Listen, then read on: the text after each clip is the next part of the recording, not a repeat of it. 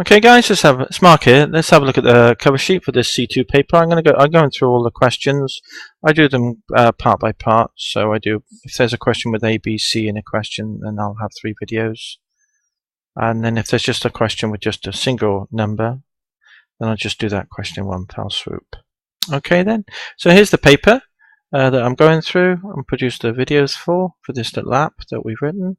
Mathematics C2 Pure Maths paper, January 2011, 1.5 hours long. So that's the information on the cover sheet then. Let's have a look what we've got. We've got a 12-page answer book. We look at that now and again. It's available online. In the app it'll be available. Just click on a link and it'll load it as an ebook. The formula booklet, that is, of course. Calculator, well, we're going to use a standard calculator in the videos that will pop up. And also the well, let's have a look at the instructions. So you can use a calculator then, and you can have a formula booklet, yeah? And that's what we'll be using throughout. Instructions to candidates: black ink or black ballpoint pen. So I think they probably photocopy or scan their sheets, so they want a good quality copy so they don't miss anything. So that's the reason probably for that.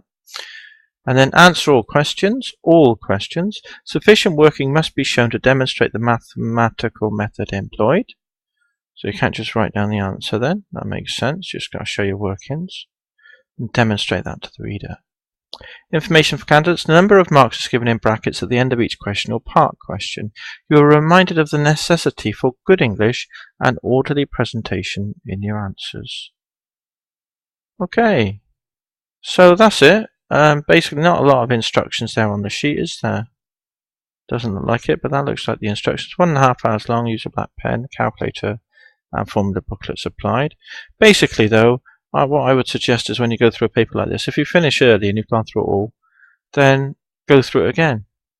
If you haven't got much time, prioritize the questions with most marks and go through those again.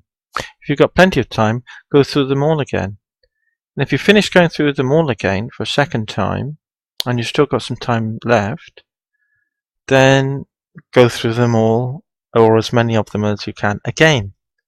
Because it's only 1.5 hours long, and you're not going to do this exam again, most likely. So you might as well get as good a mark as you possibly can. So use up every second, that 1.5 hours, in the most efficient way possible. Also, think about the selection of order of questions you choose to do the paper in.